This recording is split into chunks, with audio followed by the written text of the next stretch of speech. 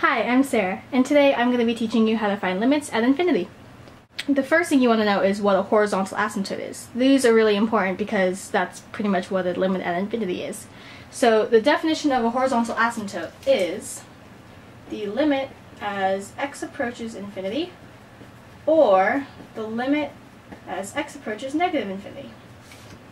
This pretty much means that when your x value of a function is tending towards the infinity, what's its y value going to be tending towards?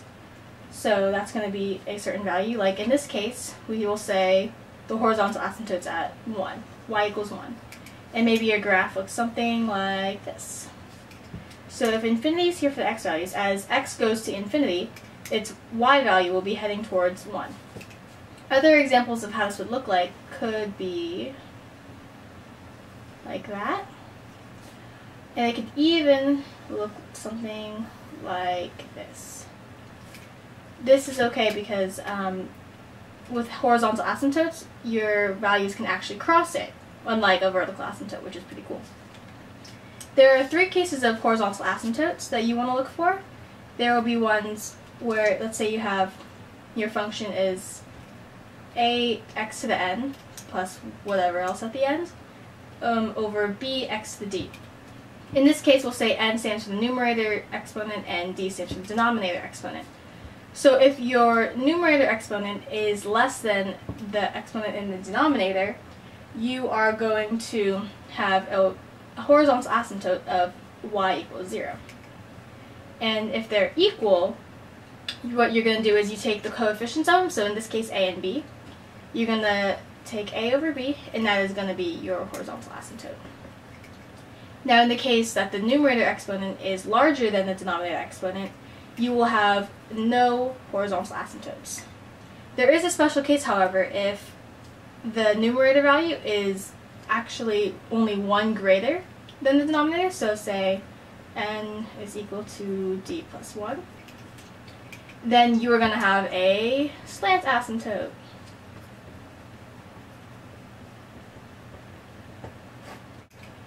And you would find this by finding the quotient of the two.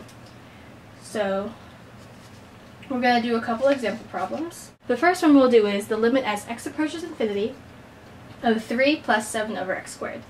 So for this, you could just plug in infinity for your x. If x is equal to infinity, so you'll have 3 plus 7 over infinity squared. So since infinity is a very, very, very large number, this value right here is going to be tending towards 0. So it's going to be about 3 plus 0. And then your value will be 3. You could also do this by doing 3x squared plus 7 over x squared. And if we look back on our rules up here, you will see that n is equal to d, 2 is equal to 2. So you can just take your coefficients of 3 and your imaginary 1 right here, and you'll have 3 over 1, which is equal to 3 also. Okay, for this one we can do it a couple different ways. We can first do it the way that we did before, just directly substituting infinity in. The 5 is very insignificant, so we can just completely ignore that it's negligible. And the infinities technically will cancel out. This is a very similar tactic to the a over b with n equals d. So you'll have 2 over negative 12, which is equal to negative 1/6. So that's thinking conceptually about it. Now there's another way that we can do it, where you divide by the largest power of x in the entire function.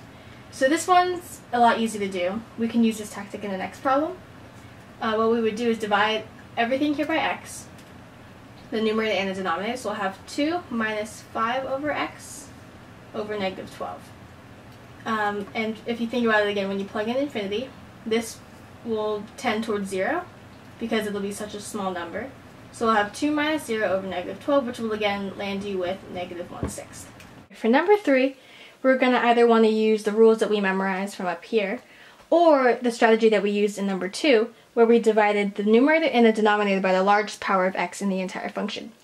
So if we just look at the rules right here, we can see that the exponent in the numerator, which is 2, is less than the exponent in the denominator, which is 3.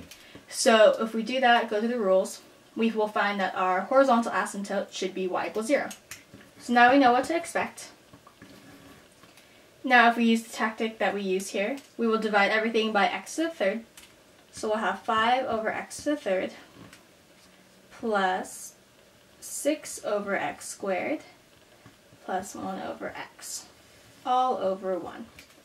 Now after plugging in infinity for our x value, we'll have an extremely small number here, a slightly less but still very small number here, and another small number here.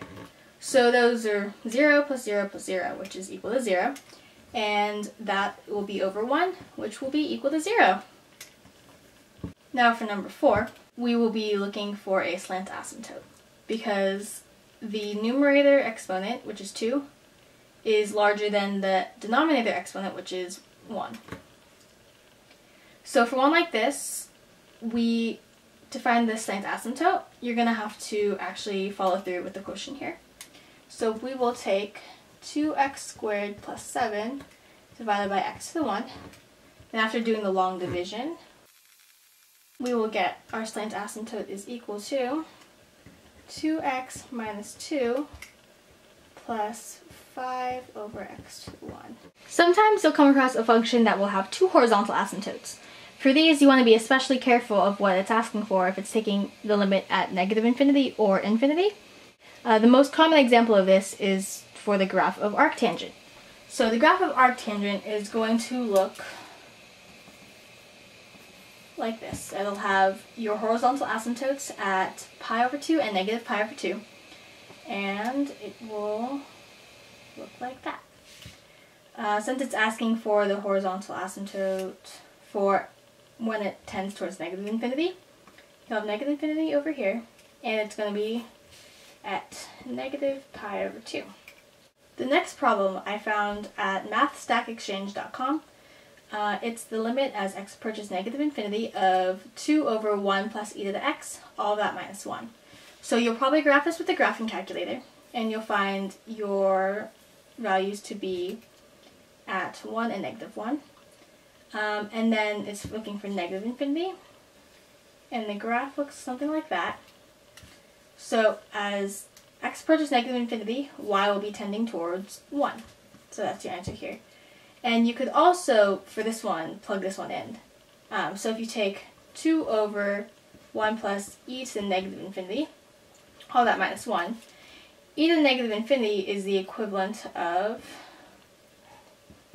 1 over e to the infinity. This is going to be an extremely large value in the denominator, so it will tend towards 0.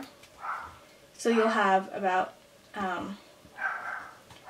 2 over 1 plus 0 minus 1. And this is 2 minus 1, which will be equal to 1. So for cases that have roots in the denominator, you're going to want to remember what a root does to x values. The easiest way to think about this is when you have x squared in a square root. This is the definition of an absolute value.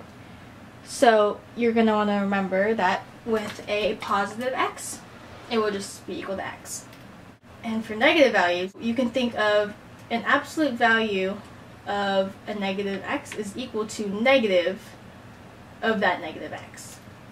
Now, applying this to the next few problems, so you have 3x over the square root of 5x squared plus 2. If you directly substitute it in, now we can think of this 2 here as negligible. And you'll have 3 over square root of 5, or 3 root 5 over 5. Now for the second one, this one's a bit trickier because you're taking in the limit as x approaches negative infinity instead of just regular infinity. So you're going to want to treat this the same way as you did the other one. Now, what most people will want to do is do what we did here. And you have 3x over x root 5. X will cancel out. You'll have 3 over root 5. Yay. But the problem with this is it is wrong. So what we need to do is be a little bit more careful and go back to here. So we can see here that you have 3 times negative infinity over 5 negative infinity squared. Now, you're squaring negative infinity, so this negative right here, that's gone. And you will have 3 times negative infinity. You can pull this infinity out now. So you have infinity times root 5. Those will cancel out, but we have to remember we have the negative still. And you'll get negative 3 over root 5.